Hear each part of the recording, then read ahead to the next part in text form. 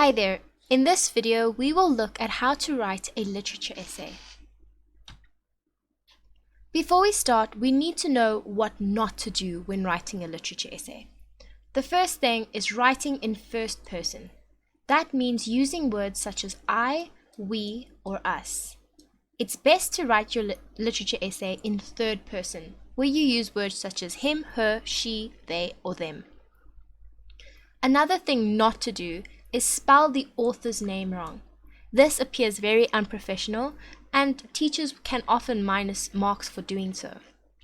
The third thing is forgetting an introduction and a conclusion. Every essay needs an introduction, a body, and a conclusion. If you leave a conclusion out, for example, you will lose marks for structure. Also, do not write any slang words. This includes contractions such as don't, can't, won't, and so on. It's better to just use academic English. Also, do not write irrelevant information in your essay. If it doesn't relate to the topic, if it's not to support the topic or to go against the topic, then it's best not to write it. Only write what is relevant to the topic. Lastly, do not make up your own version of the story. If you are not sure about specific facts, rather don't mention them. Don't mention events that never happened. For example, Romeo had an affair with Juliet's mother. I have seen worse, but it is a common error to make. Every essay has a specific format, and we usually use an analogy of a hamburger to explain this. Essays should consist of 3 parts. The first part being an introduction paragraph. This is the top of the essay. It's the very first paragraph, and it is usually short. We refer to the introduction paragraph as the bun of the burger. It also introduces readers to the yumminess waiting. The next part is the body paragraph. This is the bulk of the burger and consists of the fillings such as the patty, the cheese, the lettuce, and the tomato. This is where all the juicy details lie. Everything of the topic should be in the filling, which is the body paragraphs. The perfect number to use is 3. 3 paragraphs is ideal, but it is also the maximum. Try not to write more paragraphs because each paragraph should contain a certain point or argument, and the more points or arguments you have, the less focus you place on each one. So it's better to just keep it simple and stick to 3. The last part of an essay is usually the conclusion paragraph. This is the bottom part of the essay and is the bottom bun of the burger. A conclusion paragraph is also short and sweet, just like the introduction paragraph, and it summarizes all the yumminess or juicy details that you mentioned in the body. It is similar to the introduction paragraph, which is funny because it's also a bun. The literature essay also has a specific format. It consists of an introduction, a body, and a conclusion, but the essay is written in a specific way. Let's look at it. In the introduction, we are going to mention a few things. We start the introduction by saying, in the, then we mention the genre. Is it a novel or a drama? You can only choose one. So in this case, we'll be doing an example of The Mark, which is a novel. So in the novel, then we mention the title of the book, which is always underlined, The Mark, by, then we mention the author of the book, in this case, Edith Bulbring. So the sentence reads, in the novel, The Mark, by Edith Bulbring. Then you mention the topic. And this topic is usually given to you in your essay question. You just take it and you insert it into the sentence. After you do that, you write, for example, this essay will explore.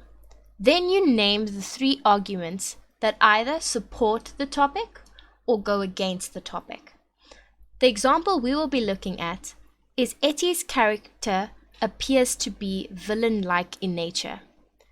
So now we have to give 3 arguments why we support or go against the topic. In this case, we will support the topic. So we have to list 3 reasons why we think she is a villain, why she appears to be a villain.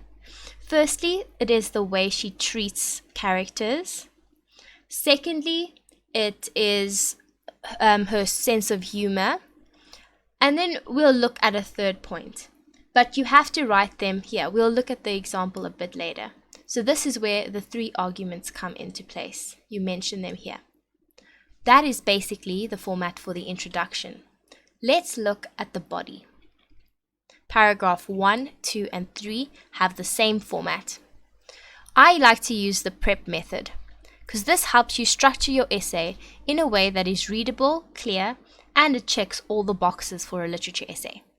So for each paragraph, you will repeat the PrEP method. The P stands for point or argument.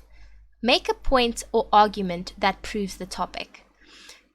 This you will mention in your introduction paragraph. So each paragraph has 1 point or 1 argument. After you make the point or argument, you need to provide a reason for making this point. Why? Why do you say this? Why does this point prove that the topic is true? Then you get the E, which stands for evidence.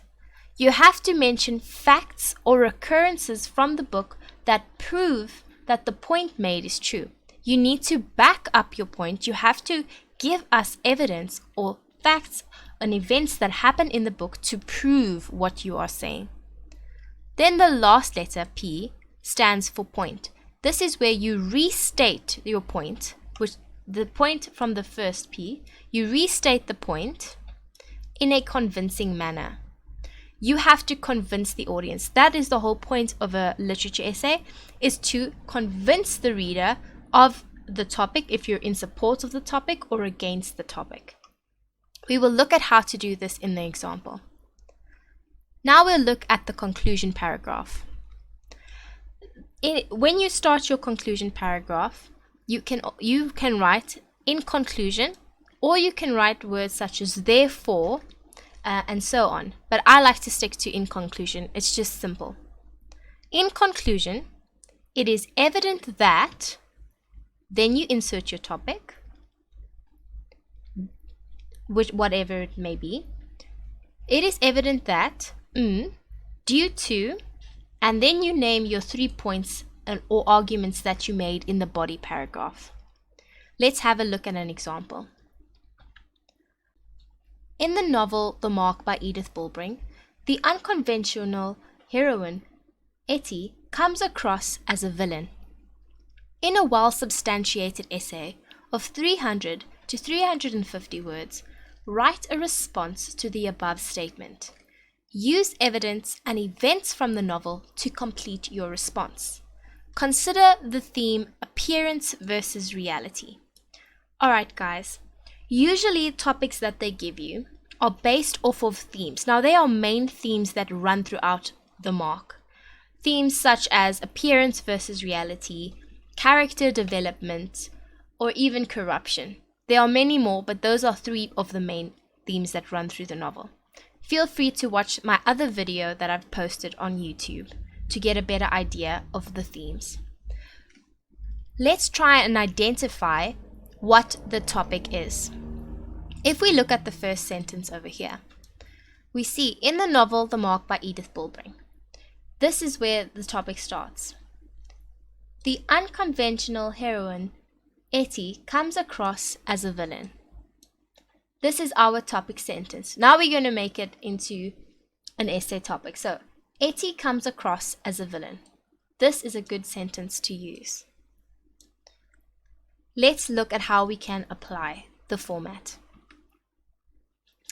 Alright, in the introduction, I've said, in the novel, this is the genre. The Mark, this is the title. By Edith Bulbring, this is the author. Etty comes across as a villain. This is your essay topic.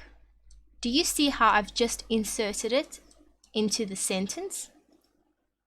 This essay will discuss how Etty treats other characters. This is our first argument.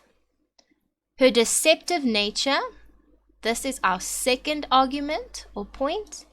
And her dark sense of humor, this is our final point or argument that we are making. And here we can see that we are supporting the topic. Now we move on to the first paragraph. We have to make a point or a statement or lay across an argument. Etty appears to be a villain when she treats other characters poorly and appears to be harsh and rude. Do you see how I've used the first point for the topic of my first paragraph? Now we have to give a reason for saying this, and we say, she speaks to those whom she cares about in a way which appears indifferent and cold. She doesn't treat people very nicely. She hides her emotions. She does not show emotion and instead hurls insults to everyone she has a conversation with. This is our reason for saying she treats other characters poorly. Now we have to provide evidence for saying this. Evidence of this is seen when Etty describes Kitty as a greedy guts and is harsh towards her when she tells her that she is useless in the game and always makes mistakes. It is also seen when Juliet calls Reader a foolish old man and does not smile when she sees him. This is proof that Etty treats the characters in a harsh, cold, and indifferent way. Now we move on to the last letter of our prep method. P. We restate the point. Therefore, it is clear that Juliet appears to be a villain in the way she treats other characters. Here we just mention our point again. First paragraph, done. Let's move on to the next paragraph. Okay, we start the prep method again. Now we start off using the second point which we made in our introduction, which is she deceives people. Etty deceives people just like a villain does. Give a reason. Besides deceiving the posh when she steals from them, she tells the readers that she wears many masks. Masks show deception. And she lies to other characters about her true feelings and thoughts. She does not make herself vulnerable and therefore hides behind different masks. That is our reason for saying that she deceives people. She never shows who she truly is. Now we have to give evidence or proof of this. This is evident when she lies to Handler Xavier about where Kitty is. She wears an honest mask, and Etty also deceives Reader when she lies to him about stealing his book. Etty also deceives Kitty by not showing her how much she truly cares. This is the evidence we use. Then our last letter, P, we restate the point. Therefore, it is clear that Etty appears to be a villain by the way she deceives people. Here we've mentioned the point again. Paragraph number 3, same thing, we use the prep method. We make our point, the last argument, the last point. Etty has a sadistic sense of humor, similar to most villain characters. Our reason for saying this? She continually makes sarcastic remarks throughout the novel, which makes her character appear dark or angry. She has a twisted sense of right and wrong and often hopes for the worst to happen to other characters. That is our reason for saying she has a sadistic sense of humor. Now we have to provide evidence of this. This is proven when she shares her thoughts with readers after replying to the drudge teacher at school. She remarks that drudges should spit in the posh's porridge and slap their children when they cry. That is our evidence. Now we give our last point. We restate the point. We say, once again, it is evident that Etty's character is villain-like in nature. Now we've done our 3 paragraphs. We've completed the body of our essay. Now we're going to look at the conclusion, which should be short and sweet. In conclusion, it is evident that Etty's character comes across as a villain. Here we go, the topic sentence. We just insert the topic. Now we have to state our 3 points or arguments. Due to her treatment of the other characters, her deceptiveness, and her sadistic sense of humor. Done and dusted. Guys, I hope this has helped you. If you have any questions, please feel free to drop me a comment and I will be glad to help you out.